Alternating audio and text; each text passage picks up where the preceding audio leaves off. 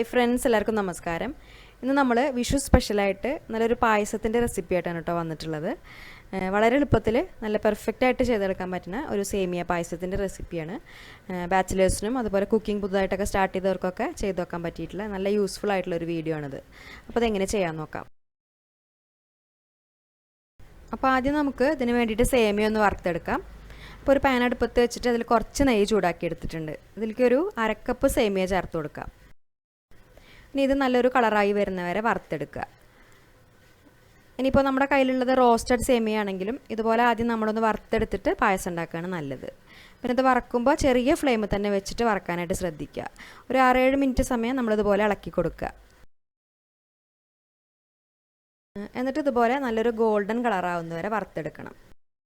ഇതുപോലെ നല്ല കളറായിട്ട് വന്നു കഴിഞ്ഞാൽ പിന്നെ നമ്മൾ പെട്ടെന്ന് തന്നെ ഫ്ലെയിം ഓഫ് ചെയ്യണം.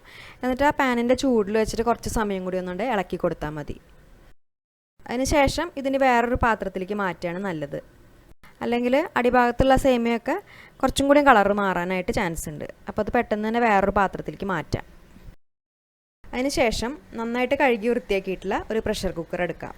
കുക്കറിലാണ് നമ്മൾ ഈ ഒരു പായസം ഉണ്ടാക്കുന്നത്. അതുകൊണ്ട് പായസം ഇളക്കുക, കുറുക്കുക അങ്ങനെയുള്ള പരിപാടികളൊന്നും ആവശ്യമില്ല. പെട്ടെന്ന് തന്നെ പണികളൊക്കെ തീരും. പിന്നെ ഈ പായസം വെക്കാനായിട്ട് നമ്മൾ കുക്കർ എടുക്കുമ്പോൾ ഒരു 5 ലിറ്ററിൻ്റെയോ അല്ലെങ്കിൽ 7 ലിറ്ററിൻ്റെ ഒക്കെ കുക്കർ എടുക്കാൻ കേട്ടോ നല്ലത്. അല്ലെങ്കിൽ പിന്നെ നമ്മളിത് വേവിക്കുന്ന സമയത്ത് ആ പാല് മുഴുവൻ പുറത്തേക്ക് വരും. അപ്പോൾ കുറച്ച് വലിയ കുക്കർ തന്നെ എടുക്കുക. ഇനി ഇതിലേക്ക് നമുക്ക് ആദ്യം പാൽ ഒഴിച്ചു കൊടുക്കാം. അപ്പോൾ 1 ലിറ്റർ പാലാണ് ഈ ഒരു പായസത്തിന് വേണ്ടിയിട്ട് എടുത്തിട്ടുള്ളത്.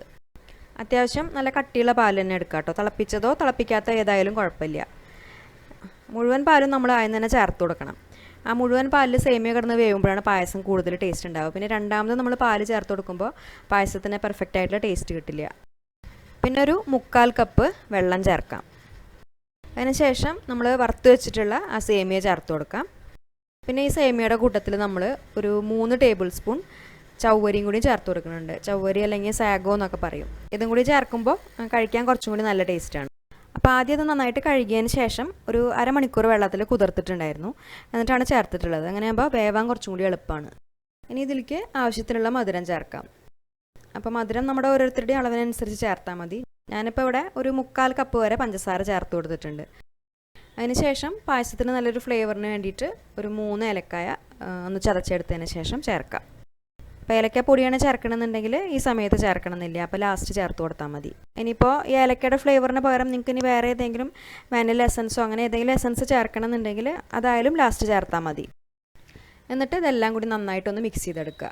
ആ പഞ്ചസാരയൊക്കെ ഒന്ന് അലിയുന്ന രീതിയിൽ നന്നായിട്ട് ഇളക്കി കൊടുക്കുക. പിന്നെ നമ്മളിത് ഇളക്കാൻ വേണ്ടിയിട്ട് എടുക്കുന്ന ഈ കയ്യിലും നല്ല വൃത്തിയായിട്ട് കഴുകിയിട്ടുണ്ടാവണം കേട്ടോ. അല്ലെങ്കിൽ പാല് പിരിഞ്ഞു പോകാൻ ചാൻസ് ഉണ്ട്. പിന്നെ ഈ സമയത്ത് ആ സേമിയൊക്കെ ഇതുപോലെ ചെറുതായിട്ട് തന്നെ കട്ട പോലെ കിടക്കുന്നുണ്ടാവും. അപ്പോൾ നന്നായിട്ടൊന്ന് അങ്ങോട്ട് ഇളക്കി കൊടുത്താൽ മതി. അതിനുശേഷം കുക്കർ അടച്ചിട്ട് ഫ്ലെയിം ഓൺ ചെയ്യുക. എന്നിട്ട് ഒരു മീഡിയം ഫ്ലെയിമിൽ ഒരു വിസിൽ വരുന്നവരെ വേവിച്ചെടുക്കുക. ഒരു 15 മിനിറ്റ് ഒക്കെ ആകുമ്പോഴേക്കും ഒരു വിസിൽ വരും. ഒരു വിസിൽ വന്നു കഴിഞ്ഞാൽ പെട്ടെന്ന് തന്നെ നമ്മൾ ഫ്ലെയിം ഓഫ് ചെയ്യണം. എന്നിട്ടൊരു അരമണിക്കൂർ ഇത് ഇങ്ങനെ തന്നെ വെക്കുക. തുറക്കാൻ പാടില്ല. അരമണിക്കൂർ നമ്മളിത് തുറക്കാതെ വെക്കുമ്പോഴാണ് പായസം നല്ല കറക്റ്റ് പാകമായിട്ട് കിട്ടുക. അപ്പോൾ ആ ഒരു സമയം കൊണ്ട് നമുക്കിനി പായസത്തിൽ ചേർക്കാൻ വേണ്ടിയിട്ടുള്ള അണ്ടിപ്പരിപ്പ് മുന്തിരിയൊക്കെ ഒന്ന് ഫ്രൈ ചെയ്തെടുക്കാം. അതിന് വേണ്ടിയിട്ട് ഒരു പാനിൽ കുറച്ച് നെയ്യ് ചൂടാക്കി എടുത്തിട്ടുണ്ട്. അപ്പോൾ ആദ്യം അതിലേക്ക് കുറച്ച് അണ്ടിപ്പരിപ്പ് ഇട്ട് കൊടുത്തിട്ട് ചെറിയ ഫ്ലെയിമിൽ വെച്ചിട്ട് നന്നായിട്ടൊന്ന് റോസ്റ്റ് ചെയ്തെടുക്കാം. ഇത് ഏകദേശം ഒന്ന് റോസ്റ്റായി വരുന്ന സമയത്ത് ഇതിലേക്ക് കുറച്ച് ഉണക്കമുന്തിരിയും ചേർക്കാം.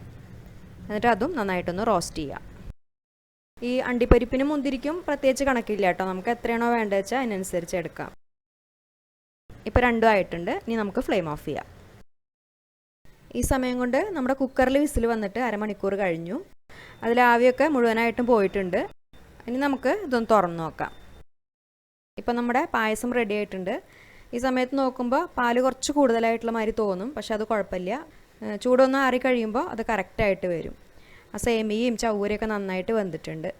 നല്ല കറക്റ്റ് പരുവായിട്ട് വന്നിട്ടുണ്ട്. അപ്പം ഇനി അവസാനമായിട്ട് പായസത്തിലെ മധുരം ഒന്ന് ബാലൻസ് ചെയ്യാൻ വേണ്ടിയിട്ട് ഒരു നുള്ളു ഉപ്പ് ചേർക്കാം. പിന്നെ നമ്മൾ നെയ്യിൽ വറുത്ത് വെച്ചിട്ടുള്ള അണ്ടിപ്പരിപ്പും മുന്തിരിയും ചേർക്കാം. ആ നെയ്യോട് കൂടിയിട്ട് തന്നെ ചേർത്ത് കൊടുക്കാം. എന്നിട്ട് എല്ലാം കൂടിയിട്ട് നന്നായിട്ടൊന്ന് മിക്സ് ചെയ്തെടുക്കാം. വളരെ സിമ്പിളായിട്ടുള്ള ഒരു റെസിപ്പിയാണ്. സേമിയ പായസത്തിന് എപ്പോഴും ഈ ഒരു തിക്നെസ്സാണ് വേണ്ടത്. തിക്നെസ് കൂടിക്കഴിഞ്ഞാൽ കഴിക്കുമ്പോൾ അത്ര നന്നാവില്ല. അപ്പോൾ ഈ സേമിയ പായസത്തിൻ്റെ റെസിപ്പി നിങ്ങൾക്ക് ഇഷ്ടപ്പെട്ടു എന്ന് വിചാരിക്കുന്നു. എന്തായാലും ഈ രീതിയിൽ ചെയ്യാത്തവരുണ്ടെങ്കിൽ ചെയ്യുന്ന സമയത്ത് ഫീഡ്ബാക്സൊക്കെ അറിയിക്കൂ. പിന്നെ ഈ വീഡിയോ നിങ്ങൾക്ക് ഇഷ്ടപ്പെട്ട എന്നും പറയുന്നത് പോലെ ലൈക്ക് ചെയ്യാനും ഷെയർ ചെയ്യാനും കമൻറ്റ് ചെയ്യാനും മറക്കരുത്. പിന്നെ നമ്മുടെ ചാനൽ ഇതുവരെ സബ്സ്ക്രൈബ് ചെയ്യാത്തവർ മറക്കാതെ ഒന്ന് സബ്സ്ക്രൈബ് ചെയ്ത് സപ്പോർട്ട് ചെയ്യുക. അപ്പോൾ ഇനി നല്ലൊരു റെസിപ്പിയായിട്ട് വീണ്ടും കാണാം. താങ്ക്